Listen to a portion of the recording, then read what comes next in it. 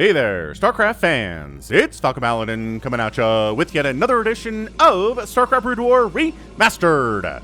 Today, for your Patreon cast for the week of March the 17th, it's going to be Hydra versus Choya here on Matchpoint. Bottom left-hand corner, it is a green Protoss player. It is Choya. And in the top right, it is a teal Zerg player, Hydra. I know these colors are super close, but they're not as close as yellow versus yellow. All right, so a ZVP here on a match point for your, again, Patreon cast for the week. If you're watching this during the week of March the 17th, thank you very much for supporting me on patreon.com/Falcon Paladin for at least $1 a month. That's all it takes to view these a month before anybody else. And if you're watching this after this week, hit that like button and hit that subscribe. I put Brood War casts out 5 times a week. Old replays, newer replays. What more do you want? Alrighty then. So, they're both Korean players, or I assume they're talking in Korean. And they're both involved in the Kespa drafts, which were just a place for professional teams to pick up new talent. Teamless players, new players. They both got drafted by CJ Yentis within a couple of years of each other. And this is an overpool from Hydra. And the probe is scouting. Actually, is that Chinese? That looks like a Chinese character. So it comes in, sees the pool first play, says, alright, I can't go Nexus first. Let's go ahead and throw down a Forge, get a cannon, and then toss down a Nexus, or maybe a Forge Nexus cannon. I don't think you can go wrong with either of those options here. Again, a 2-player map means you can find your opponent quickly. And these little pool first plays are a little bit better than they are on the giant 4-player maps. So, scouting recognizes what you need to do here. I did turn on real-time lighting recently, which it makes the morphing Zerg structures look like cancerous tumors, and I kind of hate that. Look at this, he's getting damage done on this. This pro is making this spawning pool bleed with the zapper here. Okay, let's use the right term for it. Particle beam. There's the expansion. There is the cannon, there's the Nexus, so yeah, Nexus first, cannon next, and everything should be fine here. The probe's trying to see how many lings are coming out of these eggs. The answer is 4 so far, and that should be about it. So just enough to put some Fear of Zerg into Choya here. Choya just playing it safe. That's all you gotta do. Play it safe here on Matchpoint. It's a map I have not cast on in a while, but I like it. I like Matchpoint. It's a big, wide open map. It reminds me of some others that are kind of Terran favored, but we don't have a Terran in this map, so we should be just fine for that. I can remember distinctly some Protoss wins and some Zerg wins in this matchup on this very map, so feels pretty even, at least in my experience that way. Someone who's maybe played a million times on this map can tell me, no, it's so much better for Protoss than for Zerg, but I don't know. We have these little ramps that you can defend if you're a Zerg player, right? You have wide open areas for a Zerg player as well, but at the same time, pretty easy to defend with these narrow chokes if you're Protoss too. So I don't know. I don't necessarily know how to account for all the different aspects here and what race is majorly benefited compared to the other. This is a style of map that is fairly popular in the professional matches, where your top right, bottom left, you kind of expand up the left side and down the right side. Just a little bit interesting that way, that's all. Good, says Hydra. Pause, please. Oh, there was a pause. They chatted during the pause, and we missed it because pauses are not recorded in the replay files. But so far, everything's pretty chill. Oh, it's a 4K cast as well. I forgot to mention that. So if you have a 4K television, try watching a cast on there and see how it looks. I've had some reports that it looks incredibly good. Or a 4K monitor if you're into that sort of thing too. Why not? Why not have a 4K monitor? Lings hopping on down. And did we skimp? Nah, we got 2 cannons and a zealot. Should be fine about this. I think these lings are just mostly to dissuade probe scouting and maybe early zealot attacks heading over to the 3rd base. So you're good at this point. The question is, what are we going to do here? Hydralisk Den first or Aspire first? Either one is very good against the Corsair opening that is almost guaranteed to happen here from Choya. And yes, that is a Stargate opening. behind the mini-map there, but we can see it in the production tab. Two, actually, hold up. Is that the second? Two Stargates. Oh, shenanigans. Shenanigans are afoot from Choya here. Okay. Choya might be going for a lot of Corsairs. So it's Spire. Spire play from Hydra, which can be pretty dicey if you're trying to defend your third base against big Zealot or DT incursions, which are almost guaranteed to come here at some point. However, we actually use the resources that would go to a second gateway for another Stargate. So maybe, just maybe in this game, Hydra doesn't have to worry about Zealots or DTs wandering over to his third base and trying to kill it. Oh, that's interesting. That is interesting. If he could scout this, that'd be amazing, but it's so far away from scoutable Overlord paths, right? Way in the bottom corner. This is being hidden. This is being hidden for sure. Another pylon, nothing too crazy to worry about there. But are we just, are we two Stargate Corsairing is my, yep, there we go. There were two in production there for a minute. Citadel of Adun on the way. Zealot Cat not getting high, which the Lings can recognize. Overlord says, is there a third Nexus somewhere? No? Well, at the very least, we're going to get some macro hatches out. Love that. I always appreciate and love a good macro hatch. Probably more than is reasonable. So Corsair arrives, and obviously there's an Overlord to kill, but it really shouldn't be much more than that. Hydra's a little bit too smart to lose too much to the first Corsair. And in fact, does have a couple pairs of Scourge on the way.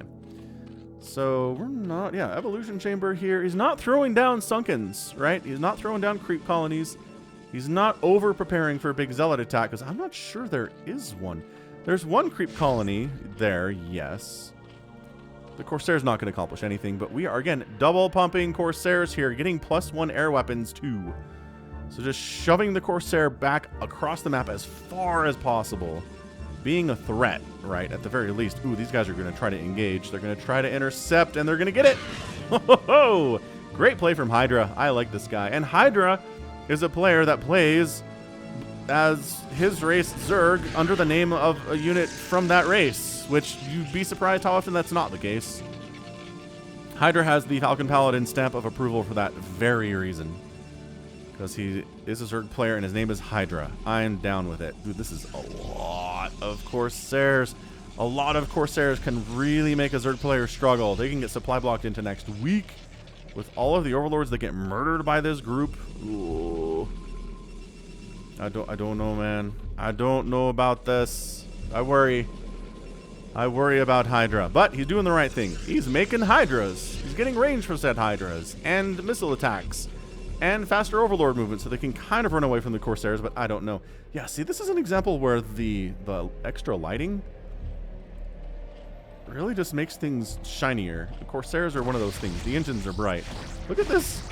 Overlords die so quickly to this. Yeah, and I think maybe we need some spores here. I don't know. There's a DT in production. We're getting speed for Zealots, too. There's the supply block. Scourge. Nope, not enough Scourge to handle this. Dude, this is so scary all of a sudden.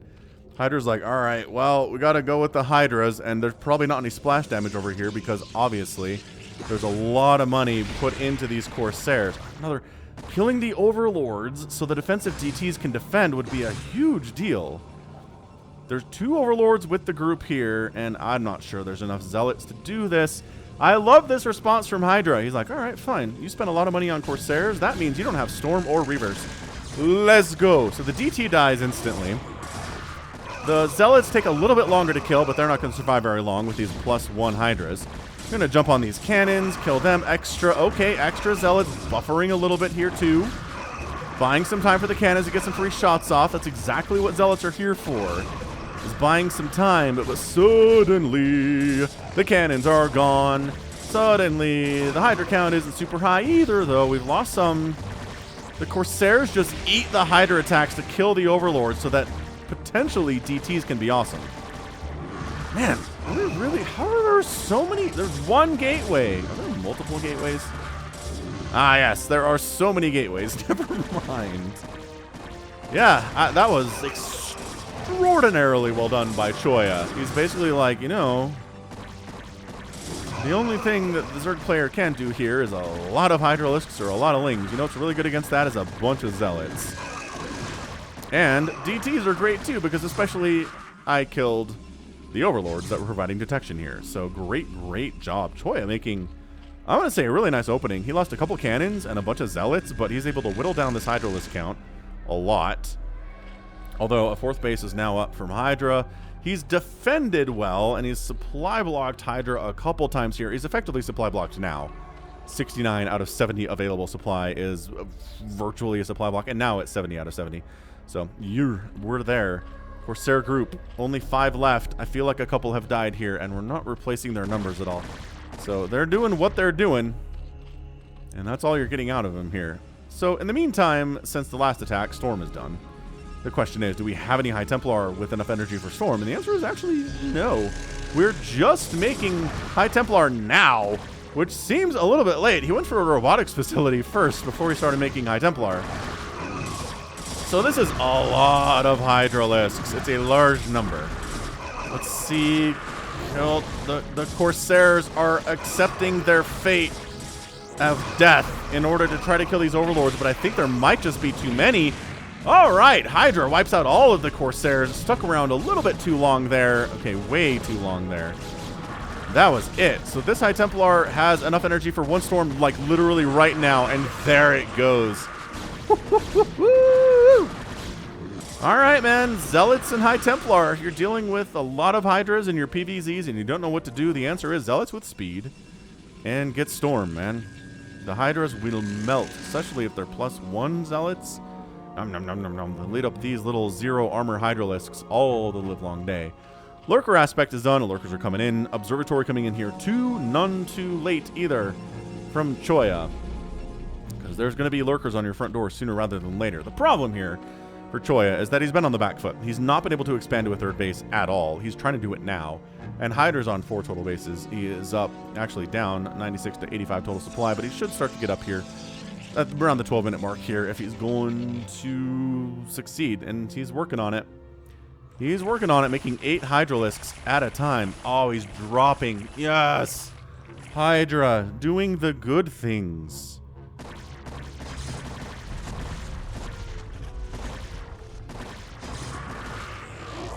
Oh, drops are so good against Protoss. Is he worried about getting stormed into oblivion? I'd be worried about the unload zone getting stormed into oblivion. He's actually pulling back. Yeah, he's like, my drop got scouted. Let's just, we'll move back a little bit. We can do it later when Choya's not quite ready for it. I think that's not a bad idea. What is... Ah, they killed their own building because it was blocking things a little bit. Oh, that was a pylon if I remember right. So goodbye, pylon. Yeah, the size of the rubble indicates that was definitely a pylon. Hydra's coming down to yield 3rd base attempt here from Choya, but there are 2 High Templar and a bunch of Zealots, and I just don't see it working particularly well for these guys. They need to back out. They just need to back out. That's all it is. We dropping again? We're dropping boys? Where are we dropping boys? In Choya's base. Here we go. This is where the Storms are really good. There it is, Storm. Storm unloading some Lurkers and some Hydras into the midst of the chaos. The lighting, again, is sort of a big deal here. I don't know, the Dragoon attacks are so bright. Lurkers stabbing away. All the Hydras are dead, obviously. The Lurkers are invisible, so they're having a much better time of it. Is he going to go for drops number 2? I think he's going to go for drops level 2 here. Oh no, Choya, where's your observers? I know you have the Robo and the Observatory as your observers. Well, here's one. It's too far away. Oh crap, the Observatory dying would be a problem. And there you go, Observatory dies. Problem engaged. Another Observer pops up right in the nick of time, and those Storms are good. Okay, that drop got absolutely manhandled, and finally there's enough to kill these Lurkers. Who, in fairness, I don't think they killed a lot, but killing the Observatory sucks. Gotta replant that thing. Actually, it's a really fast build time, so never mind. We're good. We're totally fine replacing the Observatory. Everybody, don't worry about it. Nobody worry about it at all. Hive on the way from Hydra.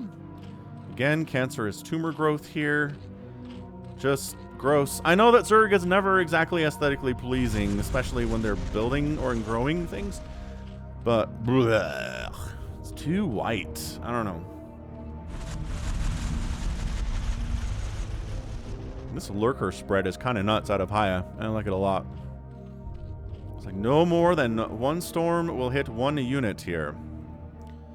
Fourth base coming up here from Choya, top left. Hydra's going to try to shut it down. Adrenal glands on the way from these lings too. It's just new. It's not a bad idea. There's just too much Dragoon here, though. Yeah, fairly well, guys. So this is where it gets dicey on this map, right? We're pretty much used every base that's here except for the 12 o'clock and the 6 o'clock. So the Zerg player, if he's going to win this game, needs to take this base and this base if the game continues along its current trajectory. Hard to do, it turns out, is taking both the 12 o'clock and the 6 o'clock against a good Protoss player, which Choya is, man. I don't know that his Corsair opening worked necessarily, but he didn't die, so it didn't fail either. He's up 147 to 123 supply right now. Both these players, again, I think are pretty young at this point. I'm fairly sure this is about a 2011 replay. Defiler round coming in. Are you killing your own stuff again?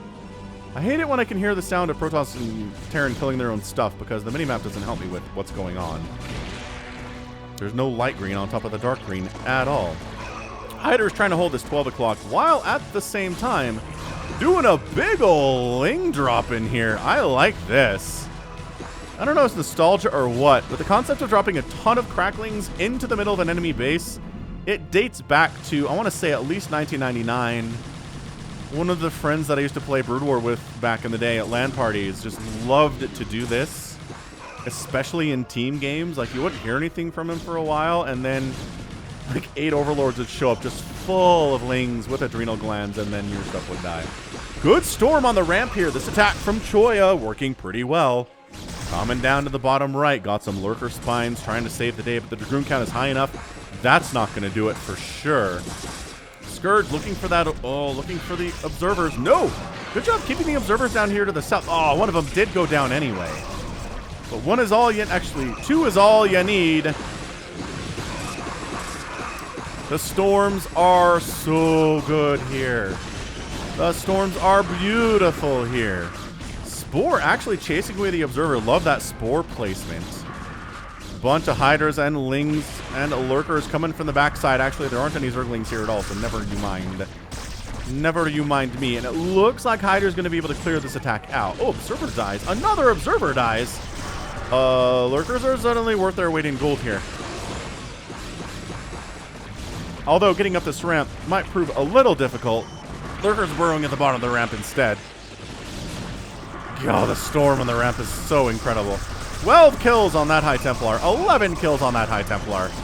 Zealot's trying to join the party, but the Lurkers are massacring them and keeping them from reinforcing here. That's so important. And finally, these Dragoons, heroes of ire. 7 kills, 4 kills. I mean, not as impressive as the High Templar, but 6 kills is not bad for a Dragoon. Yeah, and there's no detection available, so you can't actually kill those lurkers with your Dragoons. You gotta get back into a corner, and everybody dies. 2-1 is now done for the Zerglings, which is nice. The Zealots are at +2 attack and +1 armor.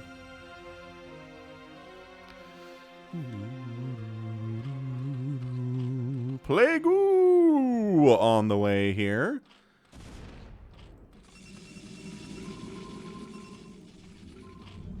Plague going to be good against this largely non-Archon army that Choya is rolling with at the moment. Though it could always change to an Archon army sooner rather than not. So, again, taking a step back, base count is even. That is not where Hydra wants this to be. He does not want the base count to be even at all. He's starting to float a little bit of money, but just made another round of Hydras, so he's going to be alright, I think. Really, really going for these drops. And it's been fairly okay.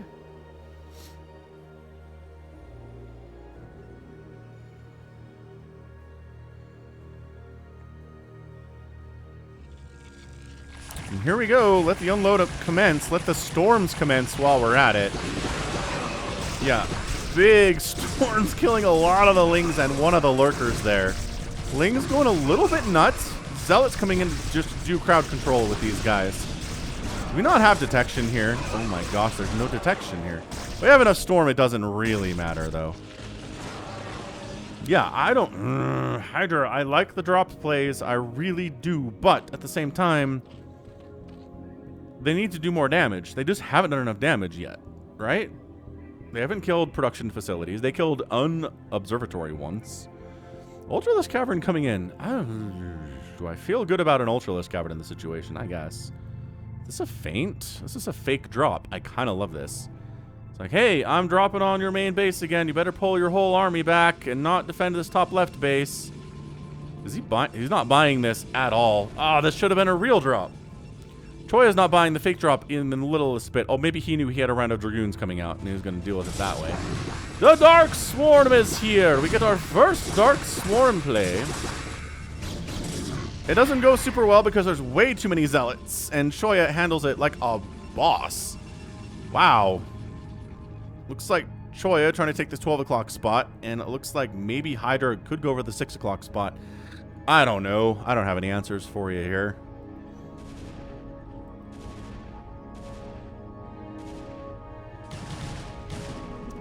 Probe down. 12 o'clock and 6 o'clock are still well, there's no bases here yet. They're unclaimed. Contested, but they're claimed for sure. Got ourselves chitinous plating on the way. The Zerglings, 2-1 upgrades. Not bad if you're trying to make ultras here. He does have the gas for it, though. He's sitting on 2,500 gas, which just goes to show he's been on more bases longer than Choya, and his choices of tech have been less gas heavy. Oh, 3 High Templar, though. 2 High Templar die. 3 High Templar die. Get this one too, they say. No, the Zealots say, get out of here. Okay, so that was a lot of Zerglings, man. I mean, I understand you got the High Templar, which is great. Is it another feint? It's another feint. This time it works, though. The army's booking it down to the south here to try to deal with it, but it's only 2 Overlords. I don't think you need to send the whole army over. There is no Templar defending this top left base right now. Another Ling Dark Swarm attack would kill it. That's a lot of cannons, but it doesn't matter if you Dark Swarm here and Dark Swarm here. This drone is trying to take the 6 o'clock, but guess what? No, you're not. It's not allowed. 2 Ultralisks in production. I don't feel like it's enough. All right, man. Sniping observers, what you got for me? Do you not have any observers with your army right now, Choya? Shame! For shame upon you! Not having observers. Ooh, 12 o'clock is being claimed here by Choya in full view of these overlords, by the way. So what do you do if you're Hydra? Do you go to try to take this down before these cannons finish? That'd be nice. Anabolic synthesis is on the way, but the ultras don't have it yet, so they're slow and embarrassing and plotting and stuff, which is not how you want to describe your experience as an ultralisk. I almost said Ursidon, but that was wrong. You gonna engage? Maybe. Maybe. Sure, why not? The Archons trade pretty well here. Dark Swarm helps, especially against the Dragoons. But the Zealot Archon does not care about your Dark Swarm at all.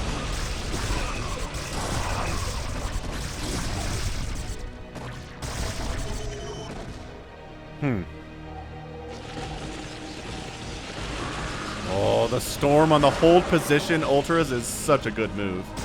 Ah, you want to hold position so you don't leave the Dark Swarm. We'll just storm you while you stand there and eat it. The Ultras are dying, friends. I gotta say, this real-time lighting is nice. Gives an extra level of dynamism to these battles. So, the Lurkers are dead. The Ultras are dead. Hydra just made 9 more Ultralisks. He's down to 400 gas after having a huge 2,500 gas bank.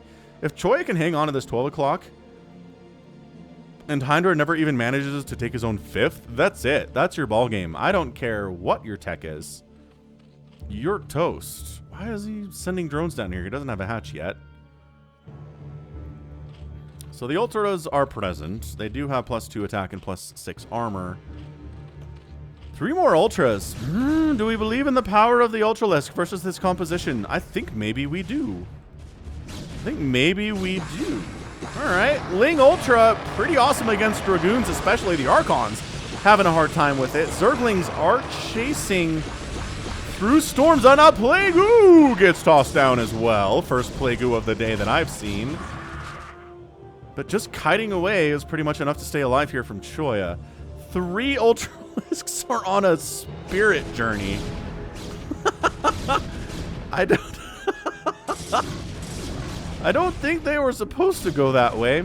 Sometimes pathing for Brood War units is iffy. Just ask Artosis about that. So claiming the 6 o'clock, but at 25 minutes, it feels late. It feels so darn late.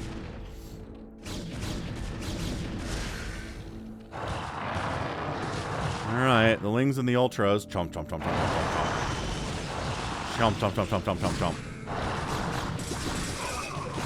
Is there enough here? Call it the kiting. The micro on display here from Choya is just impressive as can be. He's not letting himself hold still and just get chomped. He's kiting and kiting and kiting and kiting. When the Ultras show up, he takes a step back and keeps firing on them, especially if they're standing outside of Dark Swarm. Yeah, this income is hugely important for Choya.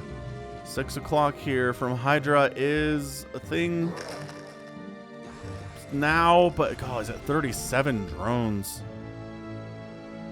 DT is also really good versus Ultras. Anything big swing is really good versus Ultras.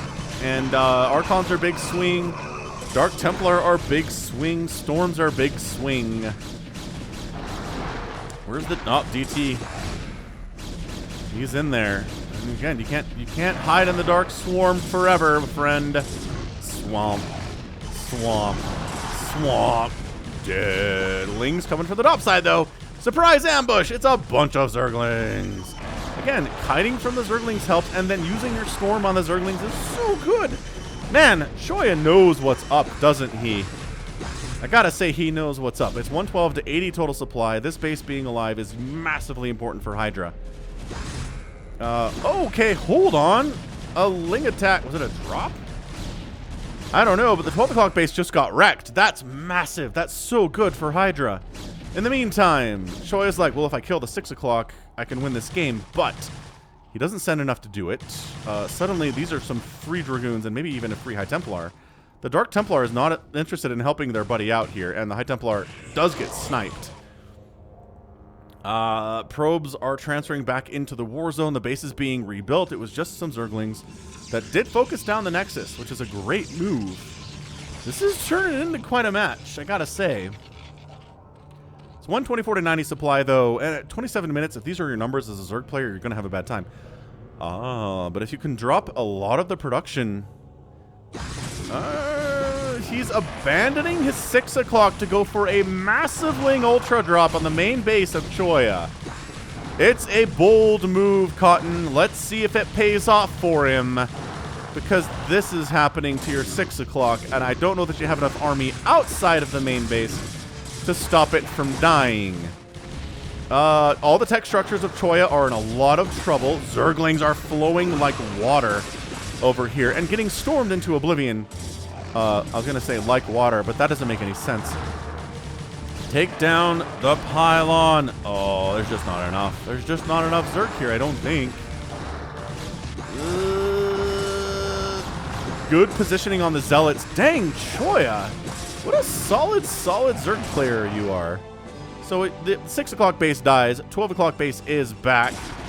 It's 135 to 80 total supply. The Ultralisk is killing Zealots with wild abandon here, but taking too many big hits from these +3 Dragoons with +3 armor and +1 shielding.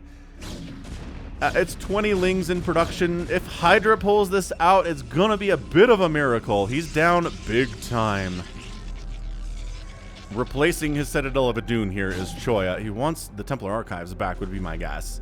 Doesn't care about the Citadel, obviously, but he lost his Templar Archives too. Another Ling Ultra attack. Some beautiful Storm placements. You know, I gotta say, I think that's your GG. I gotta say, when I picked up this game to cast it, I assumed Hydra would win.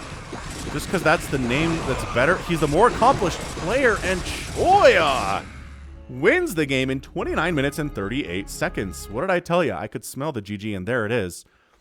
Yeah, if you look up Hydra on Brood War, he's made like $60,000 in tournaments, and there isn't even a page for Choya. Choya does not have a page on Liquipedia. He just doesn't exist as far as they're concerned. He played at a couple tournaments. But look at this, man, taking Hydra down. I think a big part of this was Hydra not doing as much damage with the early drops as he needed to, losing too many units, not getting enough value for them. His 6 o'clock time was way too late. He was too happy to sit on 4 bases for too long. I understand these bases are hard to hold, but especially against a Terran. There wasn't a Terran here. Like, he should have honestly taken this faster, fortified it with a couple Sunkens maybe, some Lurkers, and then maybe done a better job trying to deny this 12 o'clock. Just worry about those things. Don't worry about these bases along the left side. Those are going to do. The fight for the 12 o'clock and the 6 o'clock are what matter the most here. So, good job by Choya, man. His storms were amazing. Like, really good. His positioning was fantastic. His kiting was really good, too. His upgrades were excellent. And he definitely deserved to win this game, and thus he did. No Reavers for those Ultras either. That was just Dragoon, Dark Templar, Dark Templar, Dragoon. What else? High Templar for Storm, I guess. Zealots. 212,000 points for Hydra, 234 for Choya. Ended up, that's a good kill-death ratio. 600 Zerg units killed, losing 200 Protoss is not bad. Structures constructed and raised is always a little bit irrelevant when a Zerg player is involved, as per usual. And yeah, more minerals mined for Choya. Did get outspent by the Zerg player, but only by about 2,000, maybe 1,500, and that's just not going to cut it. It's not going to be enough. All right, so that is an excellent Protoss win in this long macro PvZ, pretty much nonstop after the first, 5 or 6 minutes, I feel like. So that was a lot of fun. All right, so that right there is going to be it for me. This has been Falcon Paladin coming at you with yet another edition of StarCraft Brood War Remastered and a Patreon cast. Go ahead, hit that like button, hit that subscribe if you like what you saw and what you heard today. You can also catch me on Twitter, Facebook, Patreon, and Twitch, all at /Falcon Paladin. And until next time, as always, thank you so much for watching, and you take care of yourself.